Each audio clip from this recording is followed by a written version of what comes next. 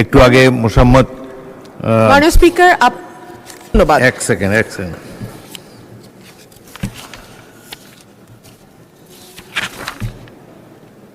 একটু আগে মোসাম্মদ নাজমুন নাহার 1 মিনিটে কিন্তু চমৎকার বলেছেন, আপনিও 1 মিনিটে পারবেন।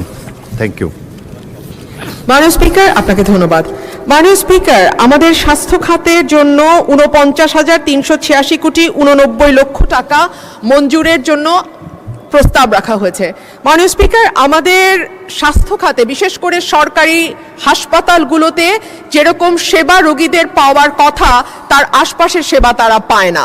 ডাক্তারের অনুপস্থিতি, পরিবেশগতভাবে অস্বাস্থ্যকর পরিবেশ এবং যেই ওষুধগুলো তাদের বিনামূল্যে পাওয়ার কথা সেই ওষুধগুলো অনেক সময় তাদেরকে বিনামূল্যে দেয়া হয় না।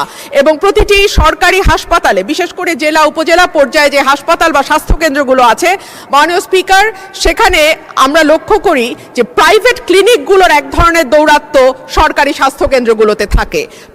প্রাইভেট ক্লিনিকে যাতে রোগী ট্রান্সফার করা হয় সেই জন্য নানান রকম যোগসাজশ সরকারি হাসপাতালগুলোর সঙ্গে তারা করে এবং রোগীরা যে স্বল্প মূল্যে চিকিৎসা সেবা পাওয়ার কথা সেটা কিন্তু তারা।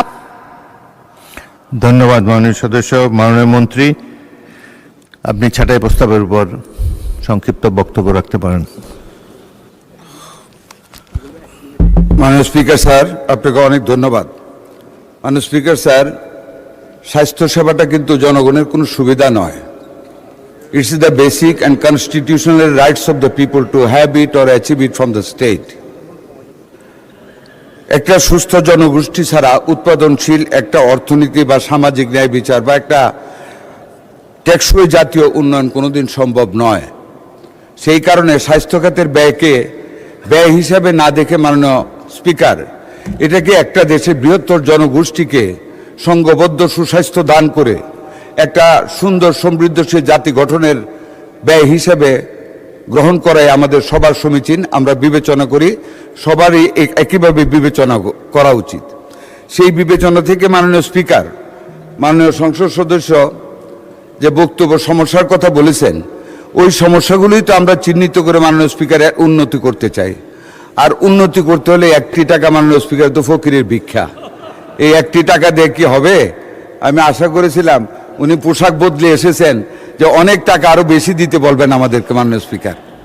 যাই হোক মাননীয় স্পিকার, স্বাস্থ্য খাতে আমরা বহুবিধ পদক্ষেপ গ্রহণ করেছি। প্রত্যেকটা উপজেলা লেভেলে হাসপাতাল 50 থেকে 100 শয্যা করা হবে, 1 লক্ষ কর্মী নিয়োগ করা হবে, কিডনি অ্যানালাইসিস সহ অনেকগুলি খাতে উন্নয়ন করা হবে। অনেক টাকার প্রয়োজন। কাজে সেই দিক বিবেচনা রেখে মাননীয় স্পিকার, সেই দিক বিবেচনা রেখে ছাঁটাই প্রস্তাবকে গ্রহণ করতে পারছি না বিদায় আমার মঞ্জুরিটাকে এখানে মঞ্জুর করার জন্য আপনাকে সবিনয় অনুরোধ জ্ঞাপন করছি। ধন্যবাদ মাননীয় স্পিকার। সংসদের সামনে প্রশ্ন হচ্ছে, মাননীয় সদস্য